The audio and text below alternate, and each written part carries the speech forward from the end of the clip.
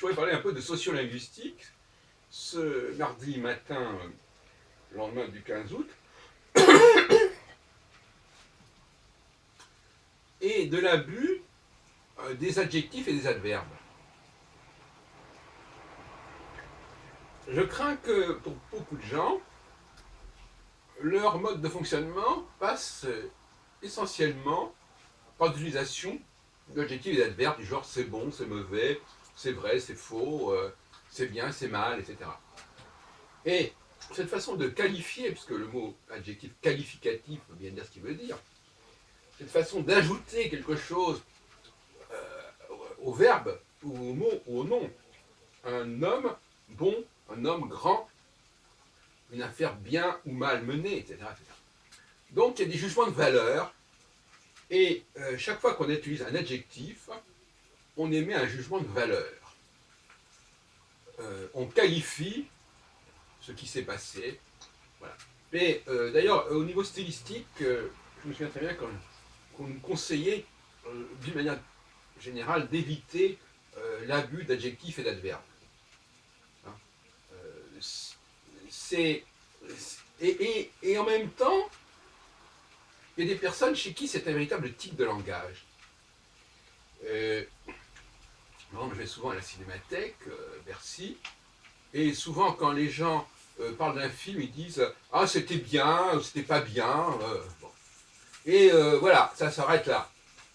Ou la musique « Ah, ça m'a bien plu » ou « ça m'a pas plu ». Donc voilà, évidemment, il est évident que quand on inclut la question des adjectifs et des adverbes, il faut inclure également la forme, le fait d'utiliser des phrases positives ou négatives, du genre ça n'est pas bien, ou, parce que de toute façon, les adjectifs, comme vous savez, ils peuvent dire, on peut dire possible et impossible. Donc, voilà. On peut dire bien ou pas bien, une litote, bon, ou pas possible.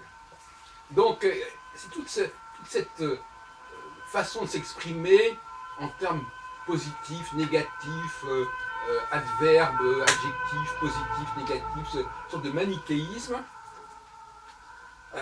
L'autre jour, dans un film, l'expression c'était friendly. Je veux savoir si vous êtes amical ou pas amical par rapport à moi. Et je crois que beaucoup de femmes, excusez-moi, fonctionnent comme ça. De femmes ou de personnages féminisés. C'est-à-dire que ce n'est pas tellement le message lui-même qui les intéresse, c'est l'intention du locuteur. J'avais une grande amie qui à une époque employait le mot anti. Est-ce que vous êtes anti? Alors si elle avait repéré qu'on était anti par rapport à elle, alors là c'était terminé. Tout ce qu'on pouvait dire, c'était forcément dans l'intention de lui nuire. Donc il y a un côté un peu paranoïaque dans cette utilisation. Il y a les ennemis, les amis, voyez-vous, par exemple, des choses comme ça. Et donc, bon, moi je trouve que l'autre jour, dans un colloque que j'ai organisé, il y a un astrologue qui, tout d'un coup, après que j'ai dit une chose, me dit « c'est faux ». Ce que vous dites est faux. Mais comment peut-on s'exprimer de cette façon dans une réunion? On peut dire je ne partage pas, il y a des façons de dire les choses, mais cette façon expéditive d'employer des expressions où j'ai pas envie, des trucs comme ça, ou tout simplement, voilà, c'est pas vrai, voilà. Et quand on s'aperçoit que beaucoup de gens, finalement, ils vivent comme ça. C'est vrai, pas vrai. C'est bon, pas bon. C'est bien, pas bien. Et ils vont réduire l'objet dont il s'agit, ou la personne dont il s'agit, ou le message dont il s'agit, à cette expression qui veut tout dire, qui veut dire on est bien disposé par rapport à ce qui se fait, par rapport à cet objet, par rapport à cette personne, ou pas. Et si on n'y est pas, alors là, on va accumuler les griefs contre cette personne, on va tout interpréter chez cette personne en bien ou en mal. Et d'ailleurs, c'est vrai aussi pour les astrologues, qui vont, selon leur humeur, interpréter un thème positivement ou négativement. Par exemple, un client vient les voir, là je charrie un petit peu, bon, la personne vous lui dit, oui, ce monsieur, j'ai des problèmes avec lui. Ah, ben tout de suite, on va regarder les éléments négatifs dans le thème de la personne, on va les mettre en évidence, en exergue. Et au contraire, si c'est quelqu'un qu'on aime bien, ou si c'est la personne elle-même qui a besoin de se rassurer, de se renforcer, on va souligner les éléments positifs.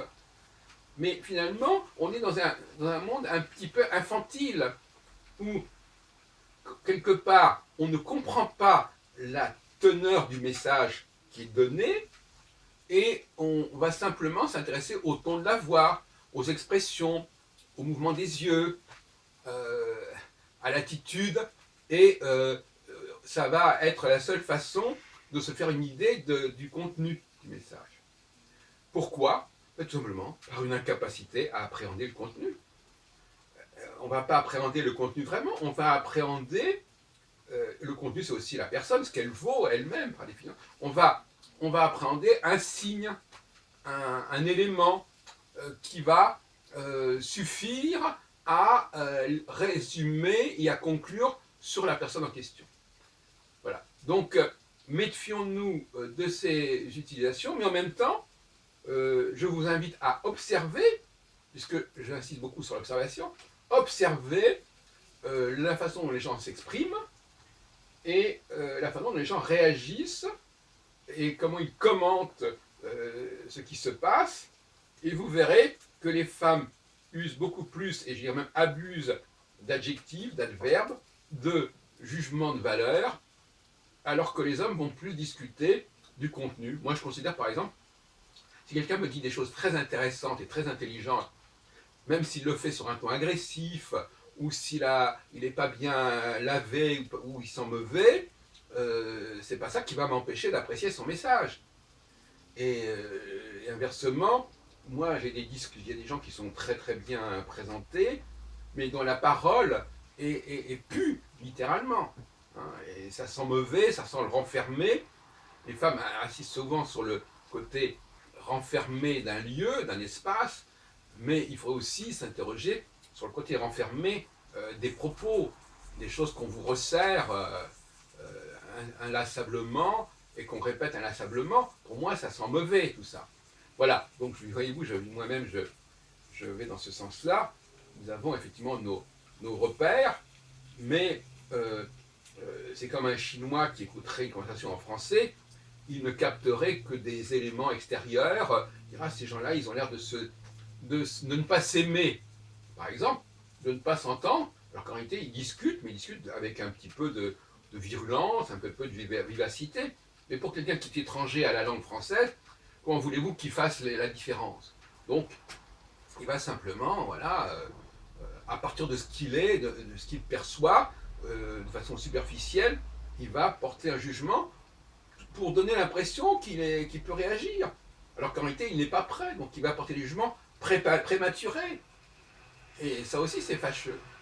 Voilà quelques matières à réflexion, mes chers amis.